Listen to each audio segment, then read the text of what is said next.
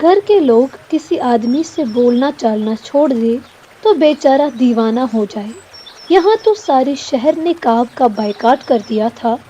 صاحب سلامت اور دعا سلام تک جاتی رہی تھی۔ کعب کے دل کی جو حالت بھی ہو گئی ہو کم تھی۔ کعب تنہائی میں رونے لگتے۔ دنیا ان کی نگاہ میں تاریک تھی۔ امید کی کوئی کرن دکھائی نہ دیتی تھی۔ جب اس نے پھیر لی نظریں رنگ تباہی نہ پوچھ، نظریں خالی سینہ ویرا دل کی حالت کیا کہیے۔ شام کا وقت تھا، سورج پوری طرح غروب نہیں ہوا تھا۔ کھجوروں کی ڈالیوں پر شام کی سیاہی کا دھواں سا نظر آتا تھا۔ لوگ کام کاج کر کے گھروں کو واپس آ رہے تھے۔ راستوں میں بکریوں اور اونٹوں کی قطاریں دکھائی دیتی تھی۔ پرندے دانہ دم کا چپ کر اپنے گھونسلوں کا رخ کر رہے تھے اور اونٹوں کے گلوں کی بجتی ہوئی گھنٹیاں جیسے سکوت شام ہی آپ گنگنا رہا ہو۔ اتنے میں ایک نصرانی تیز سی اونٹنی پر آتا ہوا نظر آیا۔ کعب کہاں ہے؟ کعب جس کا تم مسلمانوں نے بائیکاٹ کر دیا ہے، جس نے تمہارے نبی ناراض ہے۔ نصرانی نے لوگوں سے دریافت کیا۔ تم ہوا کے گھوڑے پر سوار ہو، ذرا تسلی سے بات کرو۔ دیکھو سامنے والے باغ کے کنارے جو آدمی سر جھکائے بیٹھا ہے وہ کعب ہے۔ تم مسافر ہو اس لیے ہم نے تمہاری خاطر کعب کی طرف اشارہ کر کے اس کا پتہ بھی بتا دیا، ورنہ مدینے کا کوئی آدمی پوچھتا تو ہم یہ بھی نہ کرتے، ایک بوڑھے عرب نے جواب دیا۔ نصرانی تیزی کے ساتھ کعب کے پاس آیا اور اظہار مسرت کرتے ہوئے بولا، کعب خوش ہو جا، تیرے دن پھر گئے، تیری قسمت کا ستارہ چمک اٹھا، بادشاہ سلامت نے تجھے یاد فرمایا ہے، یہ شرف بڑی قسمت والوں کو ملتا ہے۔ پھر اس نے شاہی غسان کا خط کعب کے ہاتھ میں دیا۔ اس میں لکھا تھا، اے کعب بن مالک، مجھے معلوم ہوا ہے تیرا صاحب یعنی حضرت محمد رسول اللہ صلی اللہ علیہ وسلم تجھ سے خفا ہو گیا ہے اور اپنے یہاں سے اس نے تجھے نکال دیا ہے۔ دوسرے مسلمانوں نے بھی تجھ سے کنارہ کشی اختیار کر لی ہے۔ جس شہر کے لوگ تجھ سے اتنے بیزار ہیں وہاں تجھ جیسے آدمی کا رہنا ٹھیک نہیں۔ اس خط کے پڑھتے ہی ہمارے پاس چلا، ہماری نوازشیں تیری راہ دیکھ رہی ہے۔ حضرت کعب کی جگہ کوئی اور بندہ ہوائے ہوس ہوتا تو خوشی کے مارے پھولا نہ سماتا۔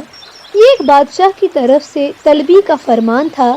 دنیا کی نعمتوں اور ہر طرح کی قدردانیوں کا اس میں وعدہ تھا، مگر کعب مکتوب شاہی اور فرمان خسروی کو پڑھ کر برو فروختہ ہو گئے۔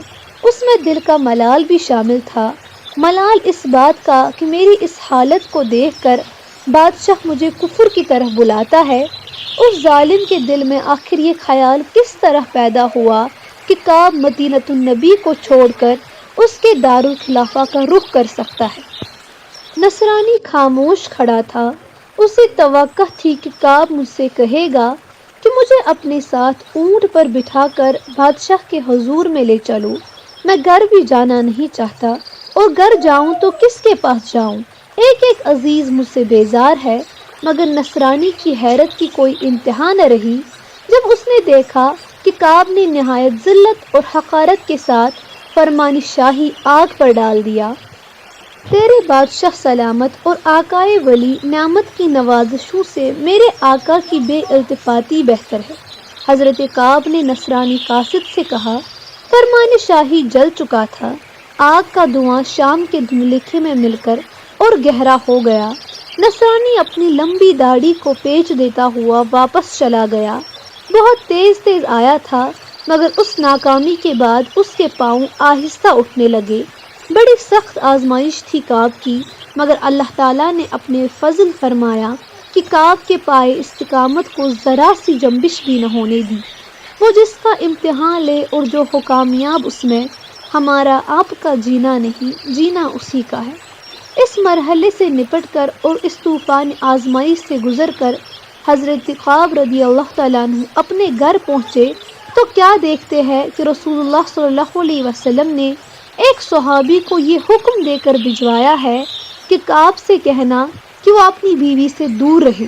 حضرت کعب نے دریافت فرمایا کہ کیا اس حکم کا مطلب ہے کہ میں اپنی بیوی کو طلاق دے دوں؟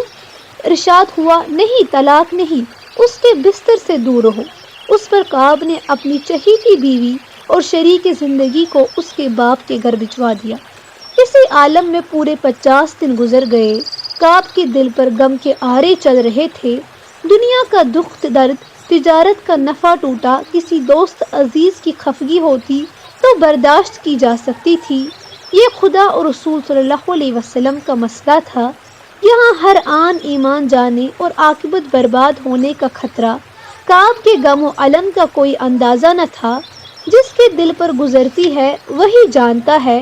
کعب کا زیادہ وقت توبہ و استغفار میں گزرتا۔ رات کا وقت تھا۔ کعب اپنے مکان کے بالائی حصے پر تھے اور تھے کیا غم و الم کی حالت میں بیچارے پڑے ہوئے تھے، نڈال، پریشان، ملول و دل گرفتہ۔ زندگی اب ان پر بار گزرنے لگی تھی۔ اتنے میں ایک شخص نے ٹیلے پر کھڑے ہو کر کعب رضی اللہ تعالیٰ عنہ کو زور سے پکار کر کہا، کعب تجھے مزہ ہو کہ اللہ تعالیٰ نے تیری توبہ قبول فرما لی۔ اس خوشخبری نے کعب کی امیدوں کو نئے سرے سے زندگی عطا کی۔ آنکھوں میں شکر و مسرت جھلکنے لگی، زرد چہرے میں سرخی دوڑ گئی۔ وہ بالا خانہ سے نیچے آنے کا قصد ہی کر رہے تھے کہ لوگ ان کے پاس دوڑے ہوئے آئے اور کعب رضی اللہ تعالیٰ عنہ کو بشارت دی کہ غزوہ تبوک میں جو مسلمان شریک ہونے سے رہ گئے ہیں ان کی توبہ اللہ تعالیٰ نے قبول فرما لی ہے۔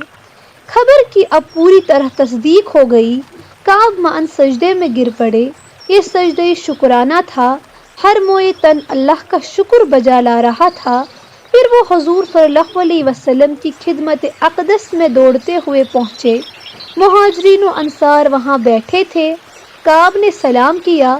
حضور صلی اللہ علیہ وسلم کا چہرہ مبارک خوشی سے چمک رہا تھا، 14ویں رات کے چاند کی طرح، مگر یہ بھی ناقص اور ادھوری تشبیہ ہے۔ محمد صلی اللہ علیہ وسلم خود آپ اپنی مثال تھے۔ حضور صلی اللہ علیہ وسلم نے کعب سے فرمایا، اے کعب بشارت ہو تجھے، تیری توبہ بارگاہ الہی میں قبول ہو گئی۔ جس دن تو ماں کے پیٹ سے پیدا ہوا ہے اس دن سے بہتر کوئی دن تجھ پر نہ گزرا ہوگا۔ حضرت کعب بن مالک کی تاریخ دنیا ایکا ایک کی شعاع امید سے جگمگا اٹھی۔ ابھی ابھی آنکھوں سے آنسو اور لب پہ آہیں تھی اور اب ہونٹوں پر مسکراہٹ کھیلنے لگی۔